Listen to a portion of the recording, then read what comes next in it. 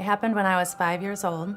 A man came to our home and shot my father 5 times. And when my mother heard what happened, ran outside, and he turned around and then shot her 3 times. We thought my father was dead. He ended up paralyzed, was told that he would never walk again. I was very angry at God, and I just didn't get it. And as a little one, I remember I would push my hands together really hard because I thought that if I prayed harder, that things would get better. And they weren't getting better. They were only getting worse. And it was tough as a child to understand or accept why I didn't have parents like everyone else did. From what I remember, it was almost like something you'd see in TV or a movie.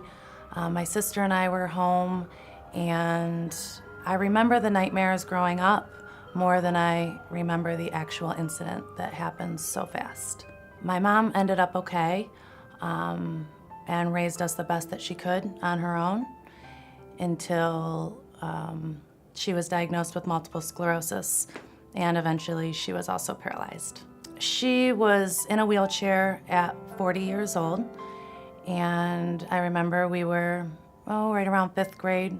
I was right around 5th grade when she got into a wheelchair, and by 45 she was bedridden, and we were trying to take care of her at home the best that we could. She had a feeding tube at that point, a catheter. She lost her speech, and towards the end she lost her ability to smile, talk, and couldn't move from her neck down. And then she passed away at 48. My parents never turned their back on God. We always went to church. My father wired us with perspective and how it can always be worse. My parents would never park in a handicapped spot because they always said that somebody was worse off than them and needed that spot more than they did. We always, my sisters and I, always dealt with adversity. We didn't really know normalcy. And as things continued to get worse and my mother's health started to decline, we just figured that's just sometimes how life is. But it was tough as a teenager. It was embarrassing, and I just wanted a break. I just wanted to be happy, and I didn't want to have nightmares anymore. And I wanted to stop going. I always felt like I needed to be going so that my mind wouldn't rest, because when my mind would rest, I would think, and when I would think, I would become angry, sad, and other feelings that just were not giving me peace and contentment. I knew that my childhood and my adolescence dealt me a hand that I didn't have control over. And I'm a firm believer that the things we do have control over, we need to wrap our arms around and go forward. And the things that we don't have control over, we need to really watch how we handle those things.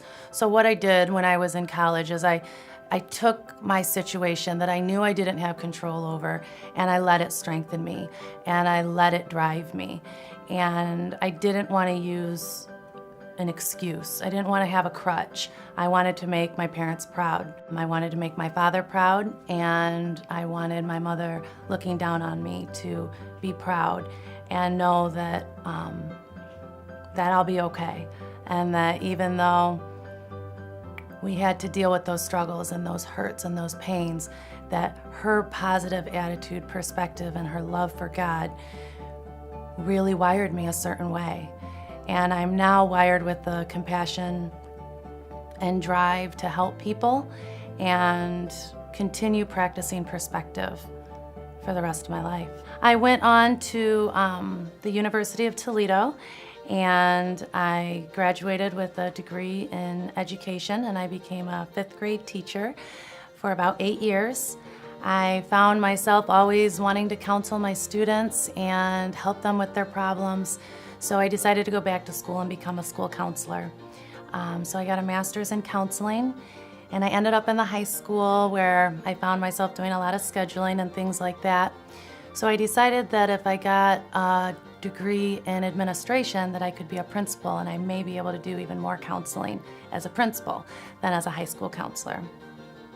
And then I decided I might as well keep going and let my drive lead me, and I ended up getting a doctorate in education. And right after graduation, I was a professor at the University of Toledo. You know, it's real easy to blame God, to let it stop you in your tracks, use it as an excuse. Growing up with 2 paralyzed parents, seeing a shooting, growing up not really having a childhood would be a perfect excuse to not make something of myself or help the community or let God continue working whatever that plan He may have for me. I look at that situation and my childhood as a gift, and I feel very fortunate that I was given the opportunity to have such adversity to shape me and mold me and build that compassion in me, where I am wired now to serve a purpose. We took our adversity, and our goal in life is to appreciate what we have and help others. Our circumstances have not only strengthened me and my mission and my passion in life, but both of my sisters carry out that same vision. Though sometimes life brings us down, we know that at the end of the day, we have one another. In college, I met my husband, who I can't really put into words how positive and wonderful he is. I always thought that I had to be with somebody that also had a dysfunctional life or was dysfunctional in order for them to understand me. But I realized that he was actually exactly what I needed. I've been married for almost 14 years now, and my life continued to change. And I came up with the idea of opening a business to somehow help as many people as I can and still stay true to my talents and my compassion.